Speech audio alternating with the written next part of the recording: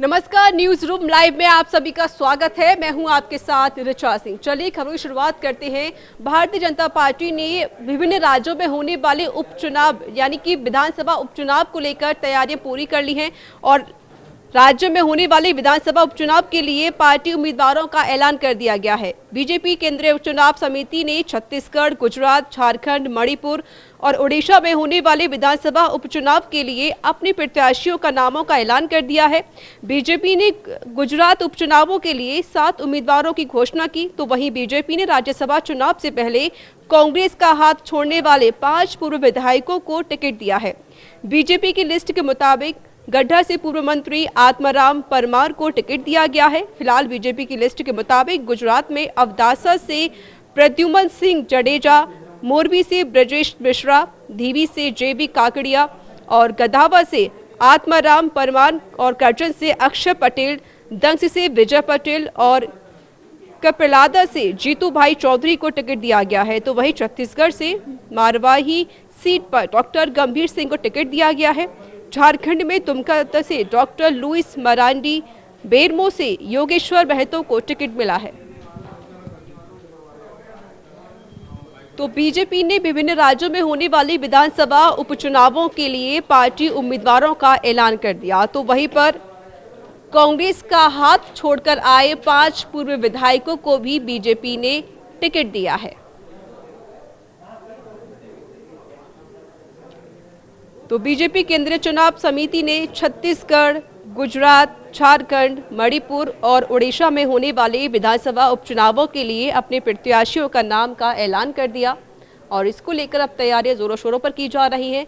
तो कहा यह भी जा रहा है कि लगभग भारत के तकरीबन 12 राज्यों में विधानसभा उपचुनाव होने हैं।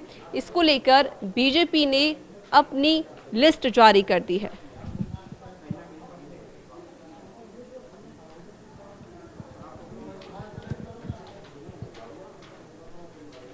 तो उपचुनाव के लिए बीजेपी ने लिस्ट जारी कर दी है। तो वहीं उपचुनाव के लिए पार्टी के उम्मीदवारों का भी ऐलान कर दिया गया है और इसका ऐलान बीजेपी अध्यक्ष जेपी नड्डा ने किया।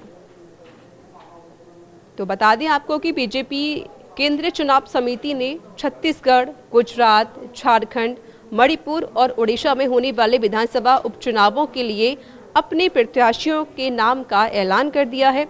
तो बीजेपी ने गुजरात उपचुनावों के लिए 7 उम्मीदवारों की घोषणा की है।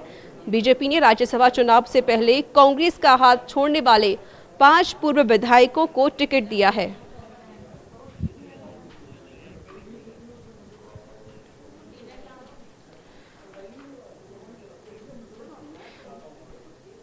और हमारे साथ जुड़ चुके हैं इस पर बातचीत करने के लिए बीजेपी नेता हमारे साथ जुड़ गए हैं।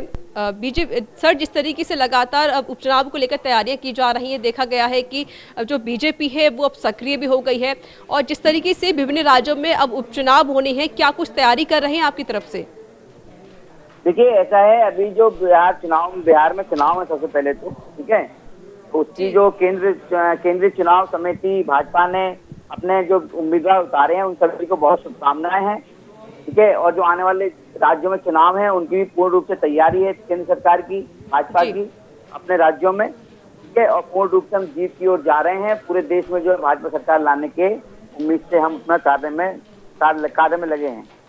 जी बिल्कुल सर, क्योंकि उपचुनाव आने को है और इसको लेकर भी विभिन्न राज्यों के में उपचुनाव होने वाले हैं और क्या कुछ तैयारी की जा रही है आपकी तरफ से, क्योंकि कोविड-19 चल रहा है, तो इस बीच आपकी तरफ से किस तरह की गाइडलाइन का ख्याल रखा जाएगा और कैसे कोविड-19 में आप उपचुनाव करा पाएंगे और कैसे जी कोविड-19 को ध्यान में रखते हुए सारे चुनाव लड़े जाएंगे, ठीक है। सोशल डिस्टेंसिंग मेंटेन किया जाएगा सभी जगह, ठीक है। रैलियों में बड़े लिमिटेड लोगों को लाया जाएगा, जहां जरूरत है वहीं रैली की जाएगी, नहीं तो वर्चुअल रैली हो ही रही है, आप देख ही रहे हो शायद, ठीक है। तो उन्हीं के माध्यम से जनता से जनसंपर्क बनेगा और जो अपने क्षेत्र का जो वहाँ का जो मतलब उम्मीदवार होगा अपने क्षेत्र में जाकर लोगों से मिलेगा, वहाँ ज्यादा लोग इकट्ठा नहीं कर सकते, ये भी रूल है, ठीक है। तो सोशल डिस्टेंसिंग को मेंटेन करते हुए ही सारे प्रचार प्रसार होंगे। जी चलिए, बहुत बहुत शुक्रिया सर हमसे बातचीत करने के लिए। तो बता दें आपको कि गुजरात में कांग्रेस छोड़ने वाले 5 पूर्व विधायकों को अब बीजेपी ने टिकट दिया है। तो उपचुनाव को लेकर अब तैयारियां जोरों शोरों पर चल रही हैं। इसको लेकर बीजेपी ने अपनी लिस्ट जारी कर दी है।